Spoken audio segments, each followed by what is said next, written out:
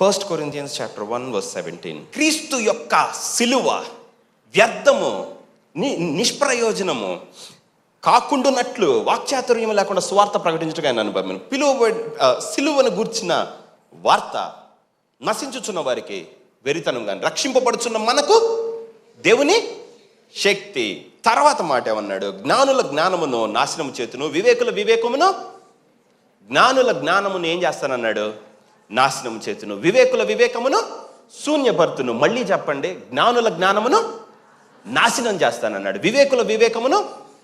ఇప్పుడు జ్ఞానుల జ్ఞానమును దేవుడు ఎట్లా నాశనం చేశాడో, అంత అండర్స్టాండింగ్, అసలు ప్రపంచం మొత్తాన్ని భయంకరంగా అర్థం చేసుకున్న వాళ్ళ అండర్స్టాండింగ్ వాయిడ్ ఎలా చేశాడో, శూన్యం ఎట్లా చేశాడో చూడాలి. ఓకే, సో ఇప్పుడు అందరూ జ్ఞానులు కాబట్టి సింపుల్ క్రాస్ అర్థం కాలేదు. ఓకే, సో మనం సిలువను అర్థం చేసుకోవాలంటే ఫస్ట్ నీ ఫండమెంటల్ ప్రీడిస్పోజిషన్, నువ్వు ఎక్కడ ఉండి ఆలోచించాలి అని అంటే, ఇప్పుడు నువ్వు దేవుళ్ళో ఉండటానికి ప్రయత్నిస్తున్నావా, ప్రయత్నించట్లేదా? మీలో ఎంతమంది ప్రయత్నిస్తున్నారు? అవునా? వద్దు చేయక్కర్లేదు. మీలో ఎంతమంది పాపంతో పోరాడుతున్నారు? ఎత్తక్కర్లేదు, స్ట్రైట్ నీకే. ఓకే, ఎంతమంది కర్స్తో ఫైటింగ్? ఓకే, ఎంతమంది స్పిరిట్లో దేవుళ్ళలో ఉండటానికి ఫైటింగ్? ఓకే, నేను ఇంకా పర్ఫెక్ట్గా ఒక మాట దగ్గరికి వస్తాను. నేను ఎంత చెయ్యాలని ప్రయత్నించినా అది చేయలేకపోతున్నాను. ఎంతమంది? ఇంకా నేను చేసే కొద్ది ఇంకా లోపం కనపడుతుంది ఎంతమంది? ఇంకా ఎక్కువ ఎంత దూరంలో ఉన్నానో నాకు అర్థమవుతుంది అనేవాళ్ళు ఎంతమంది? కదా, రైట్. మీరు చేసే కొద్ది నేను చాలా దూరంలో ఉన్నానే దేవుడు, కానీ మీకు అర్థమవుతుందా? అర్థం కావట్లేదా? అబ్బా, ఇప్పుడు కొంచెం ఓల్డ్ ఏజ్కి వస్తాను. ఒకప్పుడు నేను బాగా ఉండేవాడిని, ఇప్పుడు ఎంతమంది? ఓకే, సో దేవుడు మనకి అప్పుడే ఏదో క్లిక్ ఎట్లనో దేవుడిలో, ఇప్పుడు ఏంటంటే ఆ దేవుళ్ళలోకి రావటానికే కష్టం అవుతూ ఉంటుంది ప్రజలకి. Hello, right.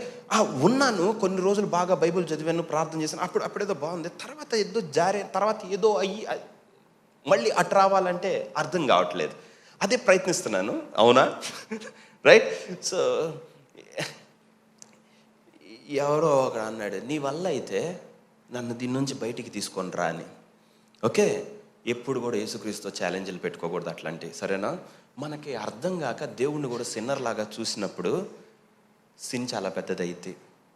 ఓకే, సో మన ఎఫర్ట్స్, మన ప్రయాసలన్నీ మీరు ఎక్కడున్నారో అక్కడే ఉంచండి. ఓకే, ఇప్పుడు మనం వాటన్నిటి నుంచి బయటికి రావాలి.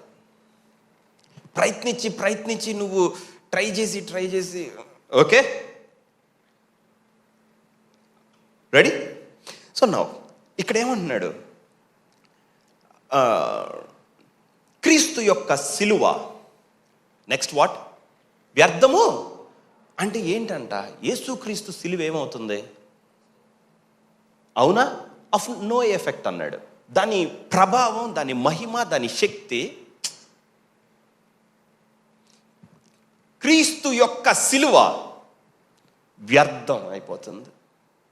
నేను మళ్ళీ చెప్తాను, మీరు ఇంకా ట్రై చేస్తా, కష్టపడతా, ఏదో చేస్తున్నారు. ఇప్పుడు what is happening in your life? మీ జీవితంలో ఏమవుతుంది? క్రీస్తు యొక్క సిలువ వ్యర్థమైపోతుంది. క్రీస్తు యొక్క సిలువ ఈజ్ ఆఫ్ నో ఎఫెక్ట్. అది ప్రభావం చూపించట్లా మీ మీద.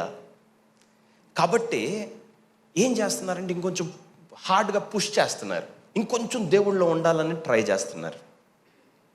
Okay,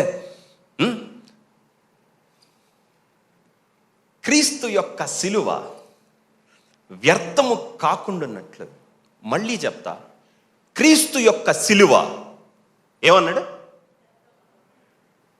waste అయిపోకూడదు.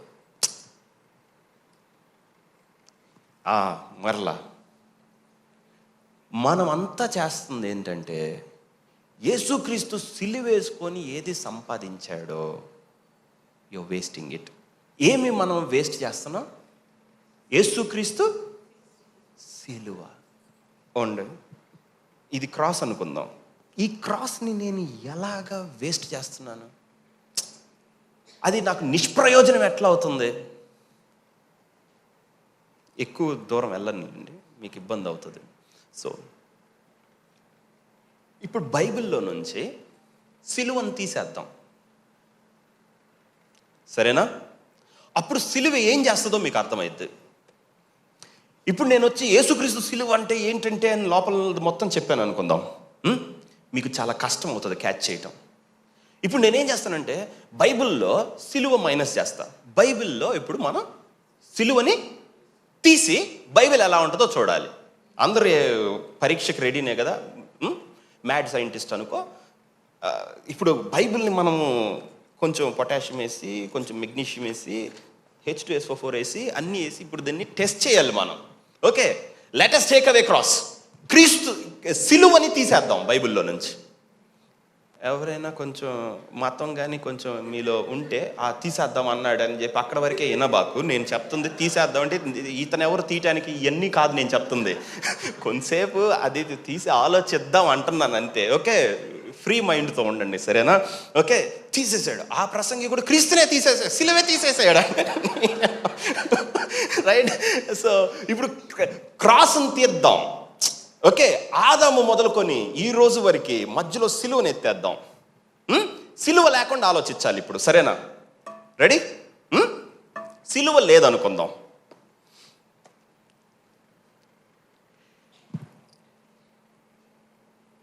యేసుక్రీస్తు సిలువే లేదు. ఇప్పుడు సాతాను ఎక్కడ ఉంటాడో మీరు చెప్పాలి.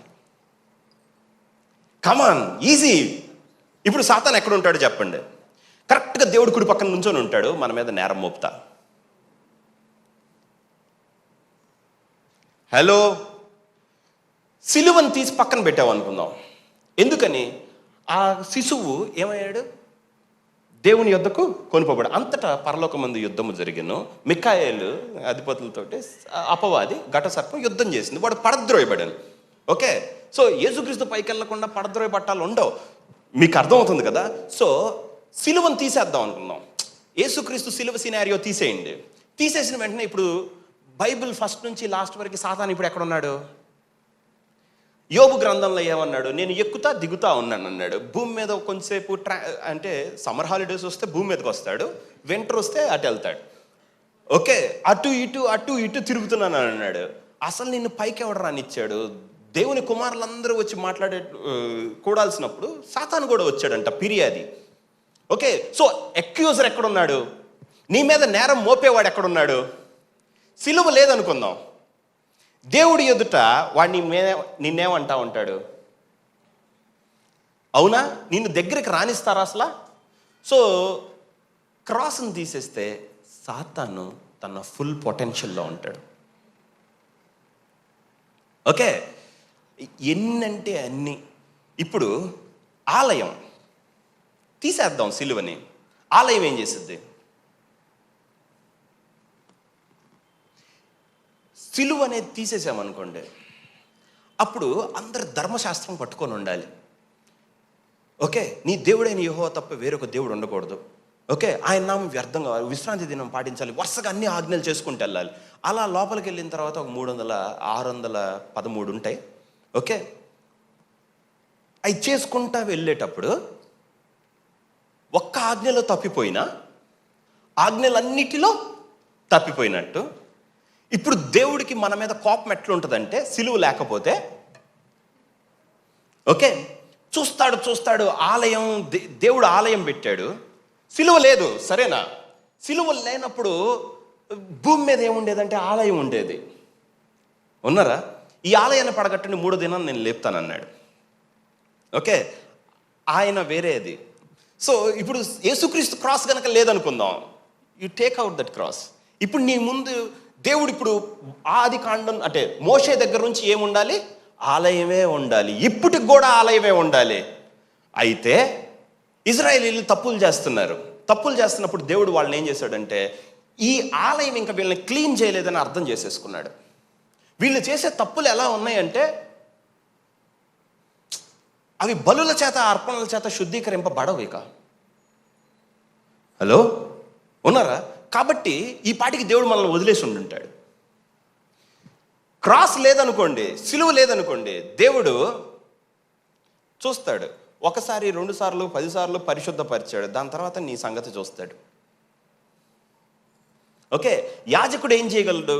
అందరూ తప్పే, ఇప్పుడు లోపలికి వెళ్తాడు, కొంచెంసేపు బలి అర్పిస్తాడు.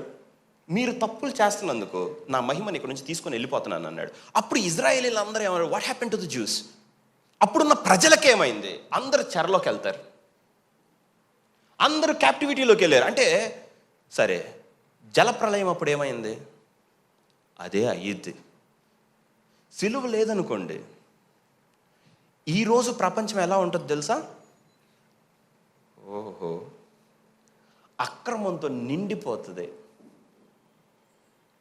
దేవుడు వాళ్ళని వదిలేసి ఉండుంటాడు, వండని ఉంటాడు, దగ్గరకు కూడా రానివ్వడు. ఒక్కసారి మోషే ఉన్నప్పుడు వెళ్ళిపోమన్నాడు, దాని తర్వాత సమూయేలు, దాని తర్వాత వాళ్ళ ఆలయంలో తప్పు చేసినప్పుడు అషూరు తీసుకొని వెళ్ళిపోయాడు కొంతమందిని. వాళ్ళు ఇంకా తప్పులు చేస్తున్న బబులోను తీసుకొని వెళ్ళిపోయాడు ఇంకొంతమందిని, యోధాని, వీళ్ళందరినీ. దాని తర్వాత తిరిగి తీసుకొని వచ్చాడు. అదంతా జకరియా గ్రంథాలు ఇవన్నీ. వాళ్ళు ఇంకా తప్పు చేస్తానే వచ్చారు. ఓకే, ఈరోజు ఆలయం ఉంటే అందరు, మీలో ఎవరైనా నీతిమంతులు ఉన్నారా? ఓకే, సో ఇప్పుడు దేవుడు చూపి, నువ్వేం నీతి చేసావో చూపి, ఏం మంచి చేసావు నువ్వు చూపి అంటే ఒక్కడు కూడా నిలబడ్డావు. తప్పు లేనోడు ఒక్కడు ఉండడు. కాబట్టి దేవుడు ఏం చేస్తాడంటే, అంత అక్రమం నిండిపోయింది అనుకొని పోయిరండి అంటాడు. జలప్రలయం కాదు, ఇంకా అంతకన్నా పెద్దదే వచ్చుద్ది. ఓకే, రైట్, మీకు అర్థమవుతుంది కదా? సిలువ లేదంటే నిన్ను శాంక్టిఫై చేసేది ఏది లేదు. ఓకే, నెక్స్ట్ వన్, పరిశుద్ధాత్మ. పరిశుద్ధాత్మ ఏడి? ఆలయం ఉన్నంత కాలం పరిశుద్ధాత్మ ఎక్కడైనా కిందకు వచ్చాడా? హలో, ఏమవుతాడు? సరే, నరకం అదొక్కటి మాత్రం అందరి రియాలిటీ. నరకమే ఉంటుంది, ఇంకేది ఉండదు. సరే, దేవుని వాగ్దానాలన్నీ ఏమవుతాయి? నువ్వు ఆ పొలంలో దీవింపబడదు, వాటిలో దీవింపబడదు, వీటిలో మొత్తం ఏమవుతాయి? దీవెనలన్నీ. ఒక్క దీవెన నువ్వు పొందుకోలేవు, ఎందుకంటే దీనిలో నుంచి తప్పిపోయావు. కాబట్టి ఈ శాపాలన్నీ నీకు ప్రాప్తించునన్నాడు. దీవెనలేమో 15 వచనాలు రాసి, శాపాలనేమో ఇంకొక 30 వచనాలు రాశాడు. ఓకే, ఎక్కడైనా తప్పించుకుంటావేమోనని నీవు ఈ గ్రంథంలో వినని వ్యాధులు, రోగములు కూడా నీకు వచ్చినన్నాడు. ఓకే, రైట్, మిస్ అవ్వకూడదు నువ్వు. రైట్, ఇక నువ్వు ఎలా తప్పించుకుంటావు? మీకు అర్థమైందా? సో డెత్ ఏమవుతుంది? మరణం. సిలువ తీసేయండి, ఇప్పుడు మరణము. పాపము చేయని వారి మీద కూడాను మరణం పనిచేస్తూ ఉంది. సో డెత్ తీసేయగలమా? మరణం అనేదాన్ని ఎవరైనా తీశారా? లేదు. పాపం పాపం దేవుడిచ్చిన ప్రామిస్లు, పరిశుద్ధాత్మ, ఏమీ ఉండదు. ప్రపంచం ఎలా ఉంటుందంటే ఊహించలేని స్థితిలో ఉంటుంది. Okay, what about creation? సృష్టి ఎట్లా ఉండేది? భూమి, ఆకాశాలు ఇవి ఎలా ఉండేవి? చేయదీన దాసత్వంలో ఉండే. ఓకే, ఒక్కటి కూడా నీకు తినటానికి ఏమి ఇచ్చేది కాదు. సృష్టి మొత్తం భయంకరంగా ఉండేది. ఒక్కసారి సిలువను తీసేయండి, ప్రపంచం ఎట్లా ఉంటుందంటే అల్లకల్లోలంగా ఉండదు. రైట్, సో విశ్రాంతి, రెస్ట్. ఆయన మాత్రం 7వ దినాన్ని చేసి లోపలికి వెళ్ళాడు. ఇంకెవ్వరు, ఆయన ఒక్కడే వెళ్తాడు, తర్వాత ఇంకెవ్వరు వెళ్ళరు. ఓకే, ఇవన్నీ దేవుడిలో ఉన్న క్రాస్ లేకపోతే జస్ట్ పైనవి. ఇప్పుడు సిలువ లేకపోతే నాకేమైద్ది కొద్దాం. ఓకే, సిలువ లేదనుకుందాం. ఫస్ట్ దేవుడు నిన్నే రిజెక్ట్ కొడతాడు. ఒక్కసారి లోపలికి చూసుకో, నీకు దేవుడితో అసలు వద్దనిపిస్తుంది. If there is no cross. సిలువ లేదంటే నీకు క్షమ లేదు. నువ్వు దేవుడి దగ్గరికి ఇంపాసిబుల్ రావటం, ఇచ్చింది తీసుకొని వెళ్ళిపోవటమే. శిక్ష శిక్ష శిక్ష శిక్ష. ఎంతగా శిక్ష అంటే 3-4 తరాల వరకు. సరే, వాళ్ళు ఏమన్నా ఆపుతారా? సరే, ఆయన దోషం అపరాధం పరిహరించను, కానీ వాడిని నిర్దోషిగా ఎంత మాత్రమును ఎంచక 3-4 తరముల వరకు తప్పు చేసాం, ఓకే ఓకే ఓకే సరే అంటాడు కొంచెం సేపు, కానీ నీ దోషాన్ని ఆయన పట్టుకునే ఉంటాడు. If there is no cross, నీకు వ్యక్తిగతంగా ఏమవుతుందో తెలుసా? దేవుడు అంటే భయము, అసలు దేవుడు వద్దురా అనిపిస్తుంది. దేవుడు ఆయాసకరంగా మారిపోతాడు. అసలు ఇతను దేవుడేంట్రా అయిపోయింది నీకు. ఓకే, అందరు జిహాదిస్టులు అవుతారు. దేవుడు లేడు. ఆయన సన్నిధి మనకి ఎంత దూరంలో ఉంటుంది? సరే, దేవుడితో మీకు రిలేషన్షిప్ ఎట్లా ఉంటుంది? కమాన్, మళ్ళీ మనకు పేరుకేమో దేవుడు.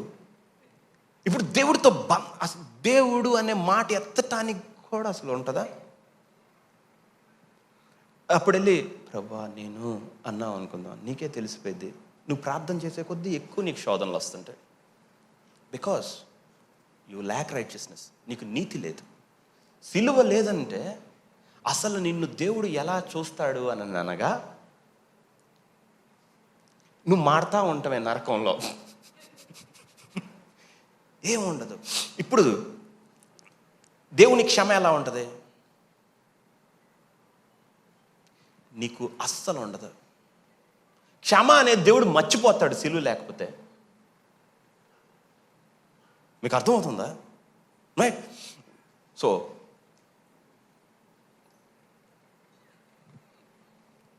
రాతి గుండెని వారిలో నుంచి తీసివేసి తర్వాత ఏమన్నాడు? నా ఆజ్ఞలను కట్టలను వాళ్ళ హృదయం రాసి వాటిని అనుసరించే వాళ్ళగా చేస్తాను, వారి మీద ఇక నువ్వు పాప జ్ఞాప్తి ఉండదు అన్నాడు. పాపం గురించిన జ్ఞాపకం నేను కొత్త నిబంధన చేయబోతున్నాను అన్నాడు. ఏంటి? సిలువ తర్వాత. ఇప్పుడు సిలువ బిఫోర్. సిలువ లేదనుకుందాం, రైట్? ఇప్పుడు మన హార్ట్స్ ఎట్లా ఉంటాయి? కంపు కొట్టి కుళ్ళు బట్టి ఒక్కడినొక్కడు పొగుడుకుంటా అధ్వానంగా ఉంటాయి. ఓకే, సో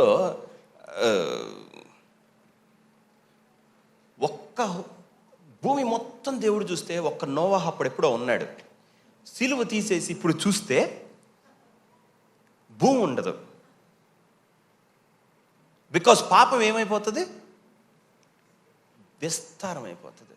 సో వ్యక్తిగతంగా వాడు ఎలా ఉంటాడంటే, దేవుడు వాళ్ళని ఎట్లా ద్వితీయోపదేశకాండం 28లో ఆయన రాసిన కర్సులు ఎలా ఉంటాయంటే, నువ్వు గనక తప్పు చేస్తే ఓకే, నీ పొలం ఇలా అయిపోతుంది, నీ పశువులు నీ గొడ్లు ఇలా అయిపోతాయి, నీ ఇంట్లో ఇలా అవుతుంది, నీ భార్య ఇలా అవుతుంది, నీ భర్త ఇట్లా అవుతాడు, ఇవన్నీ చూసి నీ పిల్లలు నువ్వు చంపుకొని తింటావు, అది కూడా నువ్వు దేశ దిమ్మరవై తిరుగుతావు. ఇంకా దేవుడి కోపం సరిపోదు. అప్పుడు నిన్ను అలా అలైవ్గా ఉంచి నిన్ను మామూలుగా వేపుతాడు, రోస్ట్ చేస్తాడు. ఆ రోస్టింగ్ ఎవ్రీడే ఉంటుంది. హలో, ఉన్నారా? నువ్వు నిద్ర లేస్తే అరే ఆకు రాలితే నువ్వు గాలికి కూడా భయపడతావు అన్నాడు. ఆ భీతి కలగజేయును, ఖడ్గము, క్షామము. మీకు అర్థమవుతుందా నేను చెప్తున్నది? సో పర్సనల్గా నీకు దేవుడు ఏమైపోతాడంటే భయంకరమైన విలన్ అయిపోతాడు. అంటే రక్షకుడు కాదు, భక్షకుడు అవుతాడు. సిలువ తీసేసామనుకుందాం, దేవుణ్ణి రూపమే వేరు మనకి. ఫస్టే అన్నాడు, అప్పటికే ఆలయం ఉండి పరిశుద్ధపరుస్తుంటే మీ పాపములు రక్తంలాగా ఉన్నాయి, రావద్దు. మీరు వేసే ధూపం నా నాసిక అందరం నాకు ఎక్కసం పడుతుంది, ఎప్పుడే అన్నాడు. అందాం అనుకున్నాడు అందరిని ఒక్కసారి, రైట్? సో క్రాస్ అనేది లేకపోతే no forgiveness, no repentance. Okay, ఏమీ ఉండవు. వ్యక్తిగతంగా ఇప్పుడు నేను దేవుళ్ళలోకి రావాలి అని అంటే ప్రయత్నించబాకు, అయిపోయింది, టైం ఓవర్ అంటారు. సో ఇప్పుడు దేవుడు చెప్పిన ప్రాఫెసీలు మాత్రం ఏమవుతాయి? నాకు ఇస్తానని దేవుడు చెప్పిన వాగ్దానాలు ఎన్ని ఏమవుతాయి? ఒక్కటి కూడా నెరవేరవు. నీకు వచ్చే మంచి నిజంగా రాదు. అప్పుడు మీ పిల్లలకి ఎలా ఉంటుంది? ఎందుకు నాకు పిల్లలు పుట్టరంతే, లైట్ తీసుకో. ఇక కాదంతే, లేడు, రోగము, వ్యాధి, అసలు మీ కంటి కాదు చేతను, క్షయ చేతను, దాని చేతను, దీని చేతను, యెహోవా ఘోరంగా ఉండేది పరిస్థితి. Okay, what about values? విలువలు ఎలా ఉంటాయి అప్పుడు చెప్పండి? మొరాలిటీనే ఉండదు. ఏంటంటే హాయిగా ఒక్కొక్కడు చేసుకుంటా ఉండొచ్చు అన్నం పెట్టినంతసేపు. అసలు ఎలా ఉంటుంది? సిలువను తీసేయండి, నువ్వనేవాడికి అసలు దేవుడి దగ్గర ప్లేస్ ఉండదు, హృదయంలో అసలు ఉండదు. మీకు అర్థమవుతుందా? ఇప్పుడు పాపం నుంచి పరిశుద్ధపరచబట్టం ఎట్లా ఉంటుంది? సిలువ లేదు, చెప్పాలి మీరే. సిలువ లేదు, ఇప్పుడు నీ పాపాలను నువ్వు ఎలా క్లీన్ చేస్తావో చెప్పాలి.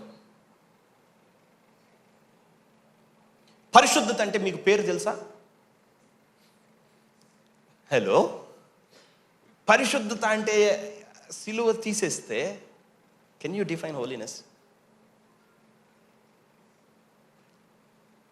హృదయ శుద్ధి అంటే ఏమన్నా తెలుసా? నీతి, యథార్థత, మంచితనం. సరే, కృప తెలుసా? తెలీదా? సరే, ఇంకొక పెద్ద ఇది, నిజం తెలుసా అసలు నీకు? సత్యం తెలుసా? ధర్మశాస్త్రం మోషే ద్వారా అనుగ్రహింపబడిన కృపా సత్యములు క్రీస్తు వలన కలిగింది. There is no truth. సత్యం కూడా లేదు. నువ్వు ఏం వింటున్నావో ఏం చూస్తున్నావు కూడా అబద్ధం. దేవుడిని ఇష్టం వచ్చినట్టు చూసుకోవచ్చు, ఇష్టం వచ్చినట్టు చేసుకోవచ్చు, అంతా తప్పే. నిజమే లేదు ముందు. ఇప్పుడు దేవుడు మీకు ఎలా కనపడతాడు? అసలు కనపడతాడా? Oh my God. నిత్య జీవం ఇప్పుడు ఎట్లా ఉంటుంది? నిత్య నరకంలో ఉంటుంది నిజం. ఇవేంటి? This is just relationship. ఇప్పుడు చూడండి, దేవుడు అడుగుతాడు, నీ అప్పు ఏంట్రా, ఎంత నీ అప్పు నాకు తెలుసా అంటాడు. నువ్వు నాకు ఎంత అచ్చున్నావో నీకు తెలుసా నువ్వు చేసే క్రియల వలన. దావీదు ఉరియాని చంపేపిచ్చాడు. ఇప్పుడు నీ దగ్గర తీసుకోవాలి ఆ ప్రైస్. మనం చేసేవే మంచి పనులు కదా, వాడిని వీడిని దోచుకొని వీడిది వేసుకోకపోతే మనకు అసలు నిద్రే రాదు. ఇప్పుడు దేవుడు మన దగ్గర నుంచి తీసుకుంటా ఉంటే మనకి ఎలా నిద్ర పట్టుద్ది? ఓకే, ఒక్కొక్కడు ఎంత అప్పుబడి ఉంటాడో తెలుసా దేవుడికి? ఆ అప్పు తీర్చాలని కూడా తెలియదు. ఎంత అప్పు తెలుసా? నువ్వు నా భూమిని వ్యర్థం చేసావని దేవుడు అన్నాడు అనుకో, అయిపోయామే. నువ్వు పక్కన వాళ్ళతో ఎందుకు ఇది అన్నా, అయిపోయి. ఏది పట్టుకున్న జవాబు లేదు అసలు దేవుడి ముందు. కమాన్, ఇప్పుడు సిలువ లేదంటే జస్టిస్ ఏమైంది? న్యాయం.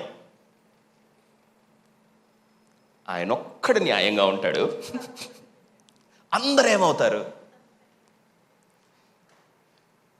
అసలు ఆయన ఎట్లుంటాడంటే కాలిపోతూ ఉంటాడు అనమాట. అంటే బలిపీఠం మీద మంటలు వస్తాయి. అది ఎంత ఫారెన్ హైట్ చెప్పలేము మనం. ఓకే, సూర్యుడిలాగా ఉంటాడు, ఇంకంతే. మనం దగ్గరకు కూడా కాదు, ఇక్కడ ఉంటేనే చచ్చిపోతాం. ఆయన కీర్తనలో ఒక మాట ఉంటుంది, ప్రభువా నీ న్యాయమును బట్టి నన్ను శిక్షించుము, నీ కోపమును బట్టి నన్ను గద్దెంపకము, నేను నశించిపోదును అంటాడు. దేవుడికి కోపం వస్తే ఎలా ఉండదు తెలుసా? ప్రభువా కనీసం బైబిల్ని చూసైనా నాకు శిక్ష, అంతేగా నువ్వు కోపపడి శిక్షిస్తే ఉండను కూడా ఉన్నావు. ఓకే, అప్పుడు మన అక్రమాలు కోపాలు దాటి వెళ్ళిపోయి, ఉగ్రతను దాటి వెళ్ళిపోయి, ఇక దేవుడు నరకం అనేది ఇప్పుడు మీకు ఎలా ఉందో తెలుస్తుందా? ఓకే, అక్కడ దాకా ఎందుకు ప్రభువా నరకం? సిలువ లేకపోతే భూమి మీదే పెట్టి వేపుతాడు. ఓకే, చెప్పలేములేండి. ఇప్పుడు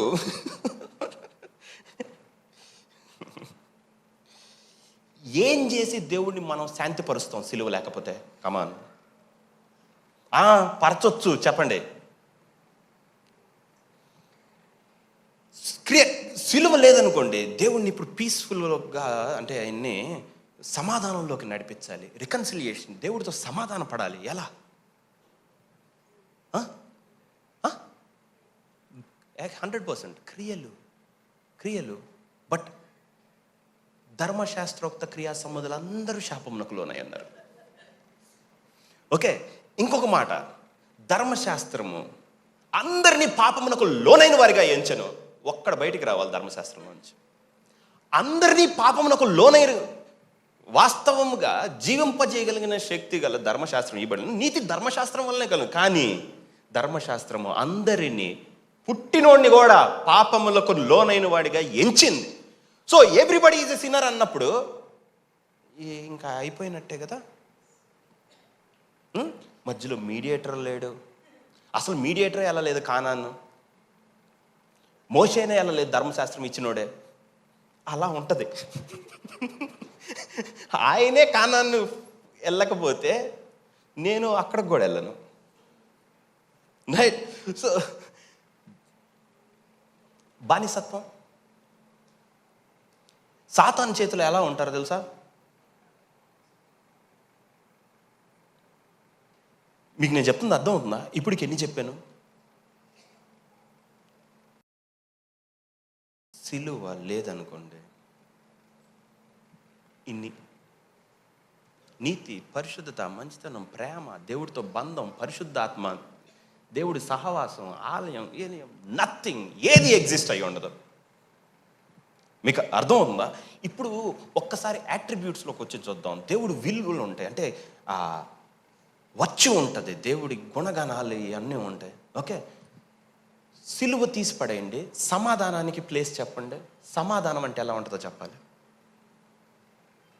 సరే, నిరీక్షణ అంటే ఏమి నిరీక్షిద్దాం? తెగులు, కరువు, కాటకాలు నిరీక్షిద్దాం. సో నిరీక్షణ అనే దానికి ఏమన్నా ప్లేస్ ఉందా? ఉండదు. లైఫ్, జీవం, నిబంధన, నీతి, నీతి నీతి నీతికి ఛాన్సే లేదు. నువ్వేం, ధర్మశాస్త్రం అందరినీ పాపంలోనే గారిగా ఎంచను. ఇంక నువ్వెంత చేసినా కానీ there is no righteousness. Okay, విజయం, విక్టరీ పరిస్థితి ఏంటి? నిత్య జీవం. అసలు జీవమే ఏడవలేదు, నిత్య జీవం తర్వాత ఏడుస్తాను. ఓకే, కనికరం, మసులుతుంది కనికరం అప్పుడు. విశ్వాసం, అరే సిలువ లేకపోతే ఫెయిత్ లేదు.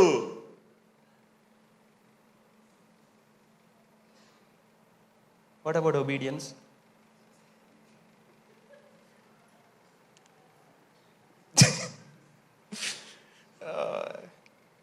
న్యాయము,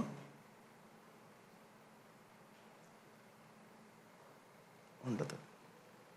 ఒక్క విలువ కూడా ఉండదు. ఇవన్నీ విలువలు దేవుడిచ్చినాయి, ఉంటుందా? సో ఇన్నిటిని ఏం చేసిందో తెలుసా? ఇంకా కిలో ఉంది, రాయకూడదు, చచ్చిపోతాం. అందుకని సిలువ తీసి పక్కన పెట్టామనుకుందాం, అవుట్. ఓకే, నేను క్రీస్తు యొక్క సిలువ, దేవుని కృపను నిరర్ధకము చేయను. ఇక్కడేమన్నాడంటే క్రీస్తు యొక్క సిలువ నిరర్ధకము కాకుండానట్లు ఏమన్నాడు? క్రీస్తు యొక్క సిలువ నిరర్ధకము కాకుండానట్లు. ఇప్పుడు ప్రజలు ఏమవుతుందో తెలుసా? సిలువ లేకపోతే అని చెప్పాను, ఇవన్నీ ఇప్పుడు ఊహించుకుంటున్నారు. సిలువ ఉంది, ఇది అందరూ హృదయాల్లో పెట్టుకొని ఉన్నారు. అంటే ఇప్పుడు దేవుడు నన్ను ఎలా చూస్తాడో, ఇవన్నీ అది లేనప్పుడు మాట్లాడు. మీకు అర్థమవుతుందా ఇప్పుడు వరకు నేను చెప్పింది? సో సిలువ తీసేసి నువ్వు క్రిస్టియానిటీని కోరుకుంటున్నావు. నీకు క్రాస్ ఎండ్ చేసిందో నీకు అర్థం కాలేదు. నువ్వు సిలువ మైనస్ చేసి సబ్ట్రాక్ట్ చేసి మాట్లాడుతున్నావు జీవితంలో. నువ్వు దేవుడితో అని అన్నప్పుడు క్రాస్ లేదు. అప్పుడు దేవుడు నన్ను ఏమనుకుంటాడో అని నువ్వు అనుకుంటున్నావు. అసలు ఎందుకు అనుకుంటున్నావు? నీ క్రాస్ ఉంది కదా. అరే రక్షణ ఏమైంది? ఇప్పుడు ఈ మొత్తం సారాంశం, సువార్త ఉందా అసలు? సిలువ లేకపోతే మొత్తం దుర్వార్తే. ఏంటంటే దేవుడు నిన్ను మామూలుగా ఏంటంటే అది చేస్తాడు, అది తనకి ఇష్టం వచ్చినట్టు చేసుకుంటాడు. ఏం చేసుకుంటాడో కూడా తెలియదు. రక్షణ ఉందా? ఎవరు రక్షిస్తారు? మీకు అర్థమవుతుంది? అయితే ఇప్పుడు ట్విస్ట్ ఏంటంటే, క్రీస్తు యొక్క సిలువను నిరర్ధకం చెయ్యనంటే నువ్వు నిరర్ధకం చేస్తున్నావు. ఇప్పుడు క్రాస్ ఏం తెచ్చిందో తెలుసా? ఇప్పుడు వరకు నేనేం చెప్పానో మొత్తం మీకు ఫ్రీలీ గివెన్, ఉచితంగా ఇచ్చింది. సిలువ ఏం చేసిందంటే నిరీక్షణ ఇచ్చిందా, ఇవ్వలేదా? నిత్య జీవం, విశ్వాసం, విధేయత, కనికరం, సత్యం, కృప, సమాధానం, దీవెన, వాగ్దానం. మీకు అర్థమవుతుందా? So now I will come to the point. So సిలువ తీసేస్తే ఇది. సో దేవుడు పైనుంచి చూశాడు యేసుక్రీస్తు. భూమి బ్లాక్గా కనబడుతుంది, ఫుల్ ఆఫ్ సిన్, రక్తమయం అయిపోయింది. దేవుడు అనుకున్నాడు ఇక్కడ ఒక్క పని చేయాలి. ఆ పని ఎలా ఉండాలంటే, అందరూ ఉన్నారా? నేను అక్కడ వాడే శక్తి ఎలా ఉండాలంటే మస్ట్ బి ఆమ్నిపోటెంట్, సర్వశక్తి ఉండాలి, సర్వజ్ఞానం అయి ఉండాలి. ఒక్క పనే చెయ్యాలి, ప్రజలకి ఒక్క మాటే ఇవ్వాలి. That is cross. ఉన్నారా? చూశాడు. చూసి వీళ్ళ మొత్తానికి ఒక్క క్రియ, ఒక్క మంచి కార్యం చేయటం ద్వారా అన్నీ తెచ్చి ఇవ్వాలి. ఒక్క పని మీద విశ్వాసం ఉంచినందుకు నిత్య జీవం ఇవ్వాలి, అన్ని వాగ్దానాలు ఇవ్వాలి. హలో, లేని ఒక కొత్త సృష్టి దేవుడు సృష్టించబోతుంటే అక్కడ నీకు ఇవ్వాలి. అది where is new creation in the old testament? పాత నిబంధనలో ఏది? మీరు చేసే క్రియలతో మీరు నిజంగా పరలోకం పొందుకోవటం అయ్యే పనేనా? అది ఇక్కడ నుంచి సమాధి దాకే వెళ్ళలేము, యేసుక్రీస్తు దాకే ఎక్కడ? రైట్? మీకు అర్థం అవుతుంది కదా? సో యేసుక్రీస్తు చూశాడు, ప్రతి ఒక్క రిలేషన్షిప్లో చూశాడు. అసలు కిలోమీటర్ దూరంలో కూడా ఎవరు తప్పిపోయిన గొర్రె కాదు, లేని గొర్రె. గొర్రె తప్పిపోయి కూడా లేదు, అసలు లేదు గొర్రె. రేడర్ స్క్రీన్లో ఎతుకుదామంటే ఏసి భూతత్వం టెలిస్కోప్ ఎంత వేసి చూసినా కానీ గొర్రె ఏది? లాస్ట్ ఎక్కడికో వెళ్ళిపోయింది. దేవుడు అంటే పారిపోతుంది. మీకు అర్థమవుతుందా? సో ఇప్పుడు దేవుడు చూస్తే ఏమనుకున్నాడంటే, నేను వీళ్ళ జీవితంలో ఒక్క పని చేయాలి. ఆ ఒక్క పని వీళ్ళల్లోకి ఏమి తేవాలంటే నీతి, పరిశుద్ధత, యథార్థత, జ్ఞానము, శక్తి, బలము, పరిశుద్ధాత్మ, వాట్ ఎవర్. ఒక్క పని. హలో, ఉన్నారు కదా? అప్పుడు ఆయన ఆలోచించాడు. ఆలోచించి, ఇప్పుడు కాదు ఆలోచించింది, జగత్తు పునాది వేయబడక మునిపే. ఇది జ్ఞానులకు అందరికీ మరుగు చేశాడు. ఓకే, అసలు మనం చేసే పని ఎలా ఉండాలంటే భయంకరమైన ఫూలిష్నెస్గా ఉండాలి. అరిస్టాటిల్, సోక్రటీస్ వీళ్ళందరూ కూర్చొని అదంటే అని ఆలోచించాలన్నమాట. మనం ఇప్పుడు ధ్యానించాలి, మనం బీట్స్ పట్టుకొని తిప్పుతూ ఉండాలి. ఇంకో దేవుడి దగ్గరికి వెళ్ళాలంటే ఇక్కడ కాశీ వెళ్ళాలి, లేకపోతే అక్కడెక్కడో అమర్నాథ్, గిమర్నాథ్ వెళ్ళాలి. పోయి అక్కడ బ్రిడ్జ్ పడిద్ది, కూలిపోవాలి, అక్కడ మునగాలి.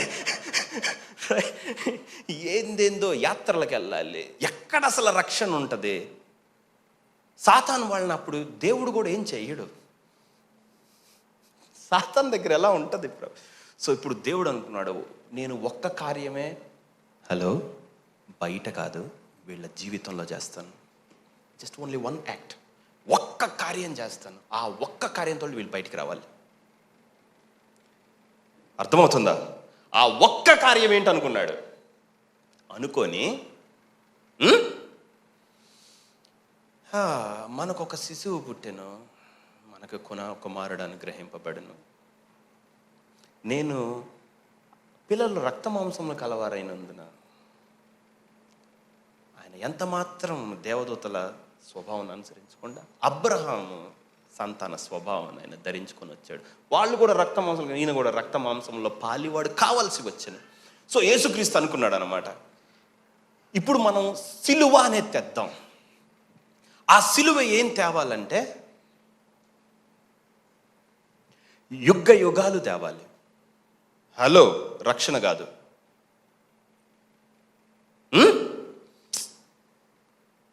నువ్వు చేస్తే కాదు.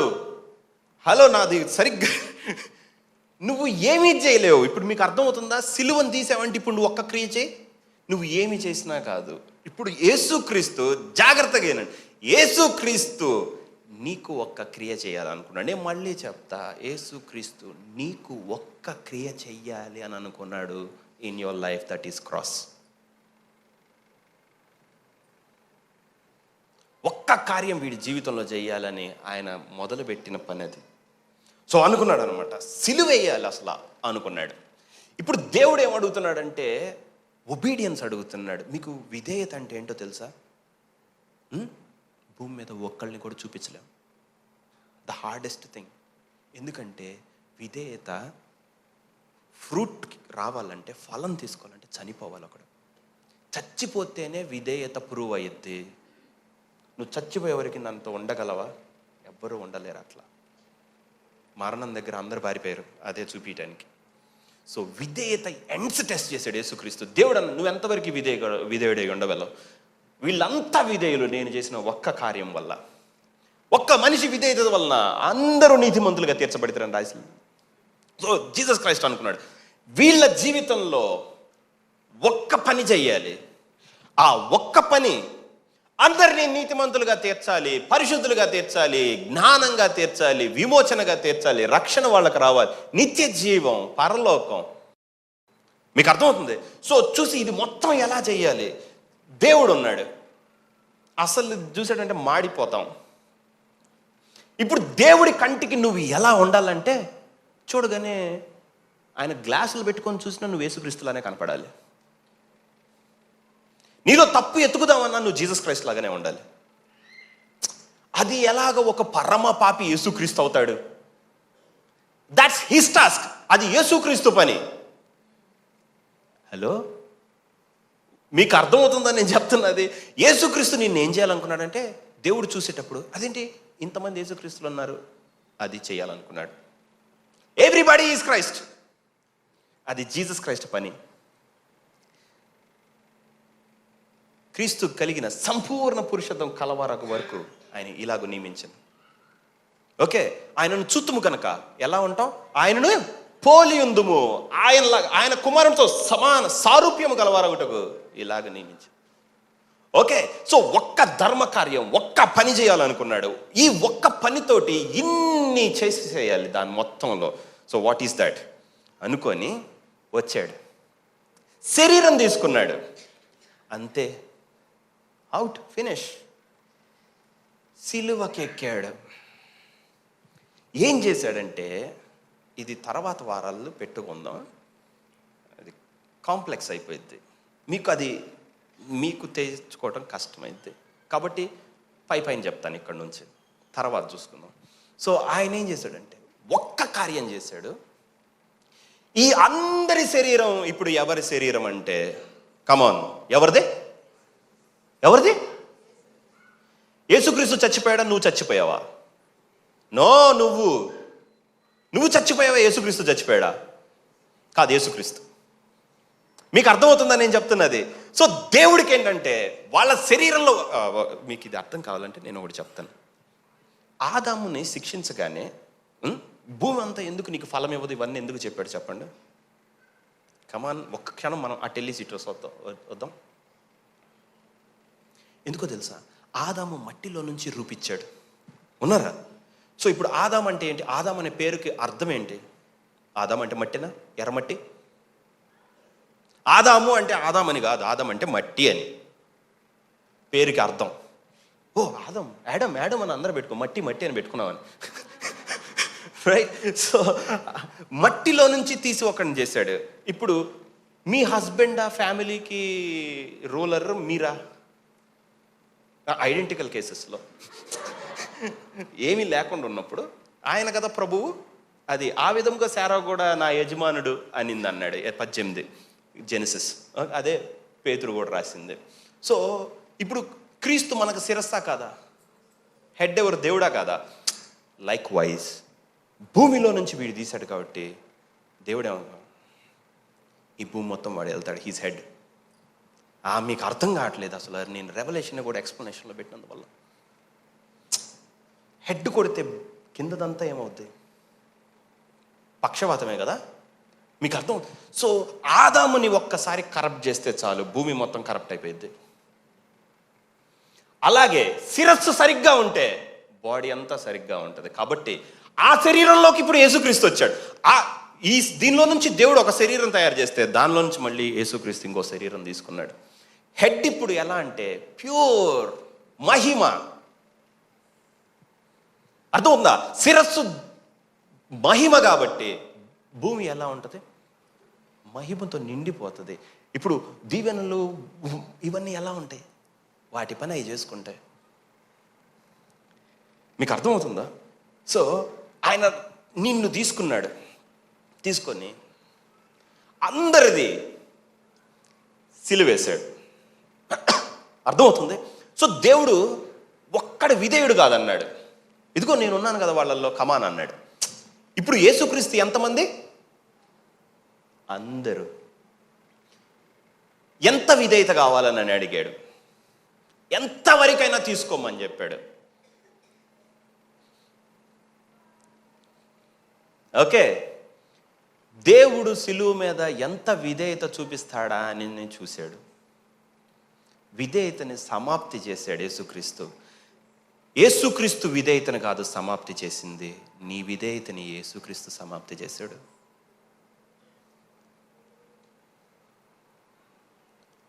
నువ్వు దేవుడి మాట వింటావనేది చేశాడు. నేను నీ మాట వింటానని చెప్పలేదు దేవుడికి. కొంచెం కష్టం, మళ్ళీ వస్తాను ఇక్కడికి.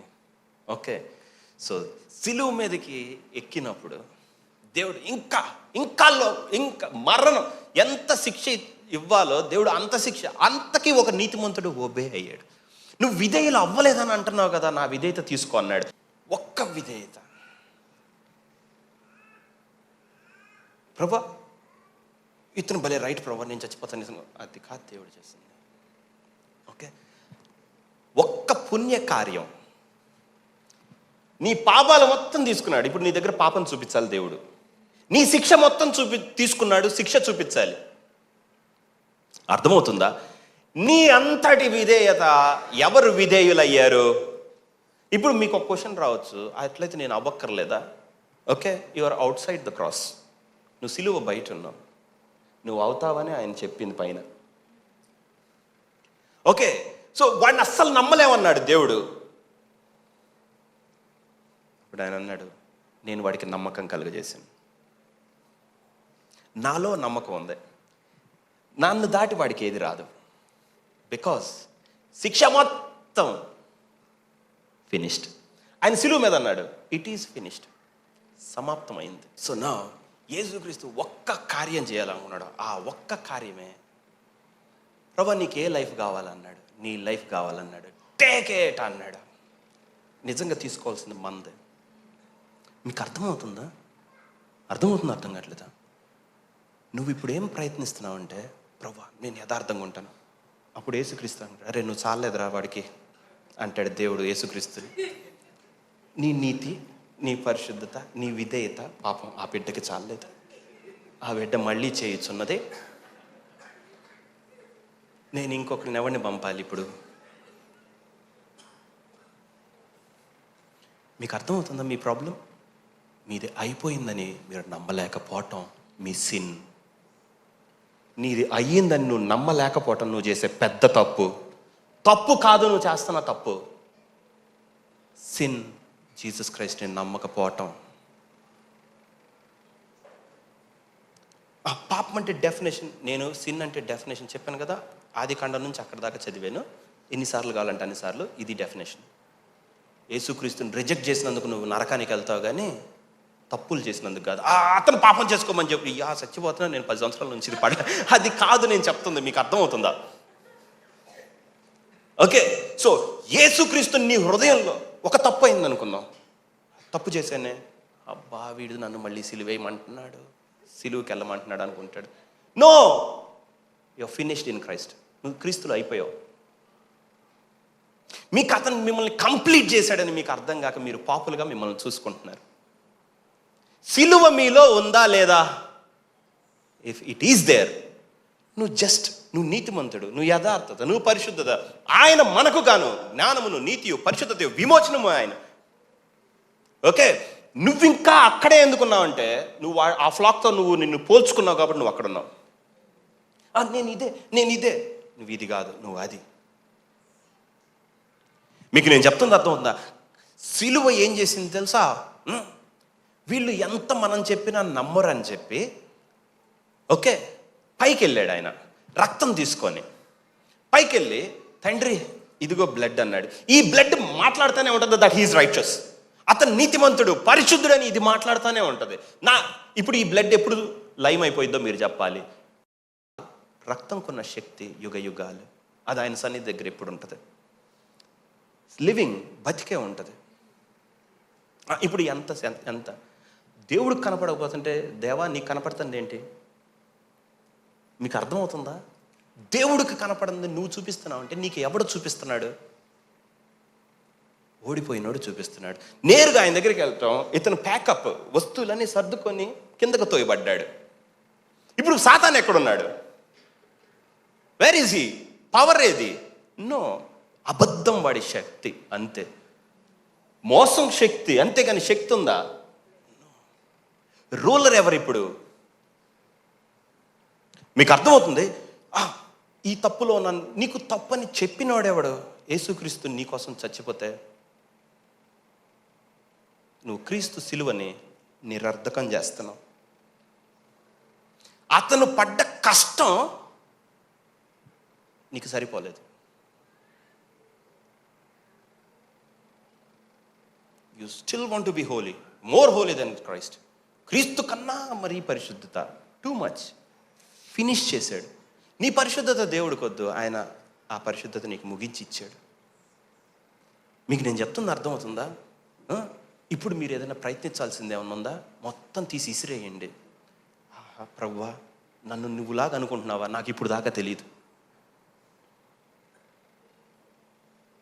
నీ కుమారుడిలో నేను రైచస్, జస్ట్ నా మీద ఒక కేసు పైన వేయాలంటే అవ్వదు. ఓకే,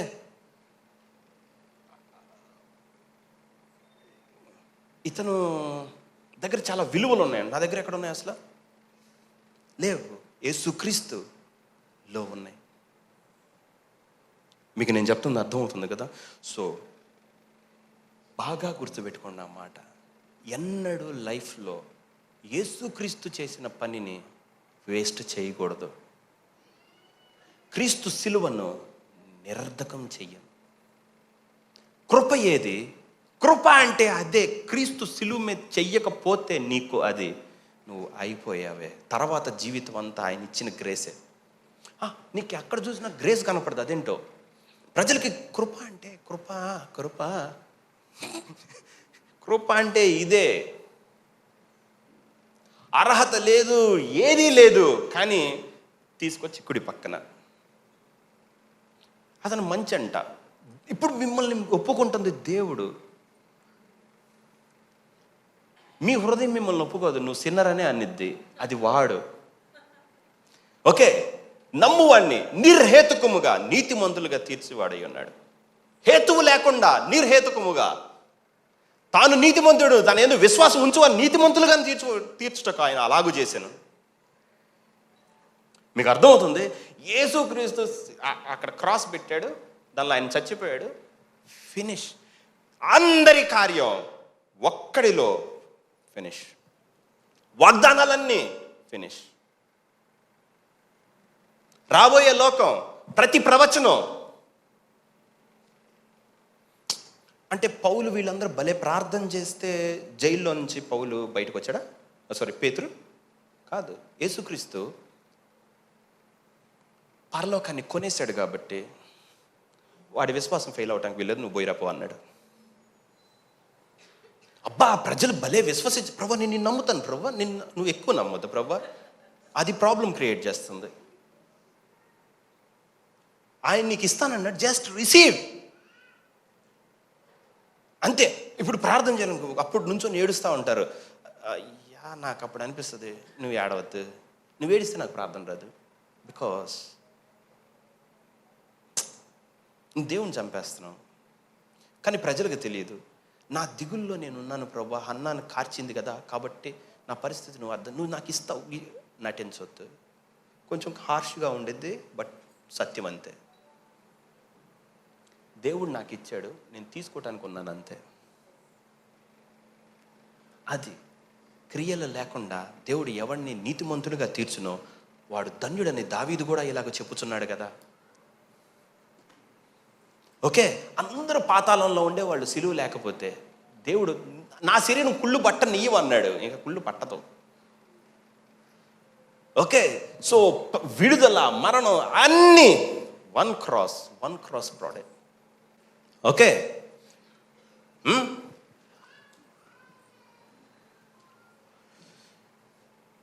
ఇప్పుడు మన ప్రాబ్లం ఏంటంటే, జాగ్రత్తగానండి, అవును యేసుక్రీస్తు చనిపోతే నాకెలా నీతి అని మీకేమైనా అనిపించిందా? నాకెలా పరిశుద్ధత? హలో, సో ఆయన వచ్చి నిన్ను దేవుడు సిలువేలా, నీ బదులు ఈ వ్యక్తి నీ కోసం మొత్తం నీ జీవితానికి చేశాడు కాబట్టి your righteous, your perfect in the side of God. దేవుడి దృష్టిలో. మీకు అర్థమైంది? ఎప్పుడైతే యేసుక్రీస్తు నా కోసం ఇంత చేశాడా అని నీకు అర్థమవుతుందో, దట్ ఈజ్ సాల్వేషన్. అది రక్షణ. మీకు అర్థమవుతుంది? రక్షణ అంటే అది. అంతేగాని అబ్బా నేను తప్పు చేయలేదు కాబట్టి రక్షణ వచ్చేసింది నీకు రాలా. దేవుళ్ళు నువ్వు ఆయన నీ భారం తీసేసినందుకు, నిన్ను ఫ్రీ చేసినందుకు నువ్వు సంతోషపడటం రక్షణ. తప్పిపోయిందాన్ని ఎత్తుకున్నప్పుడు రక్షణ. హలో, అంతేగాని ప్రజలకి ఇక పీస్ ఉండదు. ఎంత చేసినా కానీ వాళ్ళకి సమాధానం ఉండదు. ఏందో కొరత. నీ కొరతలు ఏమీ లేవు. నీకు కావాల్సిన ఆత్మ అంతా ఆయన అనుగ్రహించాడు. పైకి వెళ్ళి ఏం చేశాడు? వీడికి మనం చెప్తే అర్థం కాదని చెప్పి సంచిక కరువును అనుగ్రహించను, సంతకం పెట్టాడు. లోపల పరిశుద్ధాత్మను పెట్టి ఏ విధం చేత కూడా ఇతను తప్పిపోకుండా చూసే గైడ్ని కూడా పెట్టాడు. ఇంతకుముందు సిలువ లేనప్పుడు నీకు గైడ్ ఏడి? No guide. మీకు అర్థమవుతుంది కదా? సో ఒక్క సిలువ ఆయన వచ్చి మీ జీవితాన్ని, మీకు మనం ఏమనుకుంటామంటే యేసుక్రీస్తు సిలువ మీద, నో నీ జీవితాన్ని అంతం వరకు ఆ సిలువలో ఆయన ముగించాడు. నీకు జరగబోయేది ఎవ్రీథింగ్ డన్ ఇన్ క్రైస్ట్. క్రీస్తులో నీకు చెయ్యబడి ఉంది. ఇప్పుడు నీ నీతి ఎవరు? ఫినిష్. నీ పరిశుద్ధత ఎవరు సాధించారు? ఆయన. నీ ఐశ్వర్యం ఆయన పేదోడు అయింది. అందుకే మన దగ్గర ఏది ఉండదు, మొత్తం క్రీస్తు అయిపోయాడు. సో ఇప్పుడు నువ్వు దేవుడితో ఏ రైట్ స్టాండింగ్లో ఉన్నావు? ప్రభువా నేను పర్ఫెక్ట్, అది నీకు తెలిసిన విషయం. నాకు లోపల కలుక్కుమంటది, నేను పర్ఫెక్టా అని. వీడు వెళ్ళి మళ్ళీ ఫస్ట్ నుంచి కడుక్కొని రావాలి. నో, యేసుక్రీస్తు నువ్వు నమ్మలేకపోతున్నావు. అక్కడ యువర్ స్టిల్ సిన్ఫుల్. అక్కడ నువ్వు పాపం. అక్కడ నీకు యథార్థత లేదు. నీకోసం నీ కళ్ళ ముందు ఒకడిని దేవుడు నీ కోసం చేస్తే ఈయన నువ్వు ఒప్పుకోలేకపోతున్నావు. సరేనా? రైట్. సో మీ అందరికీ అర్థమైనట్టేనా? ఆయన నీకు ఎలా కనపడాలంటే, అవివేకులైన గలతీయులారా, మిమ్మల్ని ఎవడు భ్రమ పెట్టినో సిలువ వేయబడినట్టుగా క్రీస్తుని మీ కళ్ళ ముందు నేను చూపించలేదా? క్రియల మూలంగా మీరు ఆత్మను పొందితురా, విశ్వాసంతో వినుట వలన పొందితురా అని నేను మళ్ళీ ఇంకో రోజు వాక్యం చెప్పకూడదు. రైట్. సిలువ వేసినట్టే చెప్పాను కదా అన్నాడు. యేసుక్రీస్తు సిలువ మీద చచ్చిపోవటం నీకు చూపించాను కదా, యు కంప్లీట్ ఇన్ క్రైస్ట్. ఇప్పుడు స్మార్ట్, మరి నేను చేస్తానే ఉంటాను కదా. అప్పుడు ఇది తర్వాత క్లాస్. ఓకే, నీకైనా నేను చెప్పింది అర్థం కాల, నీ హార్ట్ ఓపెన్ అవ్వకపోతే అంతే. అరే ఆయన మొత్తం చేశాడు, నీ వల్ల అయితే చెప్పి రానాలి సాతాన్ని. గట్టిగా ట్రై చేయి, కుదురుతుందేమో. అది దొర్లాడు. గట్టిగా గట్టిగా ఇంకొంచెం ప్రయత్నించి ఇంకొంచెం సే యో విక్టోరియస్, నువ్వు గెలిచావు. వాడిని ఇంకొంచెం దొరిలాడు రా అనాలి, గట్టిగా ప్రయత్నించు. అదే నేను కూడా అలాగే చెయ్యాలనే, కానీ ఏం చేస్తాం, అవగొట్టాడు. ఏం చేస్తాం, ఫినిష్, కంప్లీట్ అయిపోయింది. ఇంకా నన్ను చేయమంటావేంటి? ఒకసారి నువ్వు ప్రయత్నించు, నాది అయిపోయింది, నువ్వు ప్రయత్నించు అని చెప్పు. అబ్బా నాతో ఉంటుంది, నాతో అందరూ నీతిమంతులు ప్రయత్నిస్తారు. చూసి చూసి విరక్తి కలిగినది. ఓకే, అయ్యా వీళ్ళకి లెసన్ ఫస్ట్ నుంచి చెప్పాలనిపించద్దు. నేను అవ్వలేదు, చెయ్యలేదు. నీకోసం ఆయన చేసి అది నీకు ఇచ్చాడు. ఇక్కడికి వచ్చి ఎవడు వర్షిప్ చేయడు, అక్కడికి వచ్చి అదేడు. క్రీస్తు నీకు చేసి ఇచ్చాడు కాబట్టి నువ్వు అక్కడికి వచ్చావు. బ్రదర్ నా ఉద్యోగం అంటే నువ్వు తెచ్చుకున్నావనే ఉద్యోగం, భలే చదివి బీకి సికి డీకి తేడా తెలుసు, ఇట్రా సేవా తెలీదు. It's given in Christ. మీ జ్ఞానం, నువ్వెందుకు ఆయనకే పుట్టావు, ఇవన్నీ మీకు అనుగ్రహింపబడి, మీ శక్తిలో ఏది లేదు. అబ్బా వాడి జీవితం ఏమవుతుందో, మా పిల్లోడి జీవితం, డోంట్. యేసుక్రీస్తు వాడిని కంప్లీట్ చేశాడు. అది నువ్వు చూడగలిగితే వాడు ఆ రక్షణ నుంచి తప్పించుకొని వెళ్ళిపోలేడు. సమస్యలు కోటి ఉంటాయి. సిలువ ఫినిష్ చేసింది కదా అనుకున్నప్పుడు నీకు సమాధానం నిండిపోయి ఉంటుంది. అప్పుడు సమస్యకి ఏం అర్థం కాదు, వీడు కాదు ఇంకోటి ఎత్తుక్కుందాం. అర్థమైనట్టే కళ్ళు మూసుకొని ప్రార్థన చేసుకుందాం. తండ్రి, నీ కుమారుడు సిలువలో చిందించిన రక్తాన్ని బట్టి మాకు రక్షణ, విడుదల, విమోచన సమస్తం.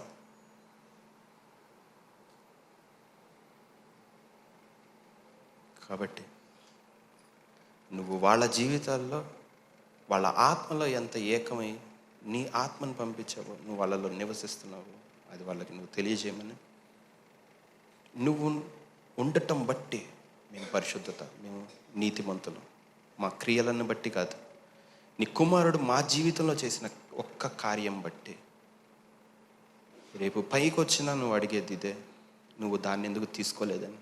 కాబట్టి ఒక్క వ్యక్తి దాని నుంచి తప్పించుకోకుండా క్రీస్తు చేసిన నీతిలో నుంచి, ఆయన కార్యంలోంచి ఎవరు వెళ్ళిపోకుండా వాళ్ళ హార్ట్స్ నువ్వు ప్రొటెక్ట్ చేయమని, ఆ కృప వాళ్ళకి అనుగ్రహించమని, ఆ ప్రత్యక్షతలో వాళ్ళని నిలబెట్టమని, ప్రతి చీకటిని వాళ్ళ లైఫ్ నుంచి నువ్వు తీసివేయమని యేసుక్రీస్తు నామమున అడిగి వేడుకొంచున్నాను తండ్రి. ఆమేన్.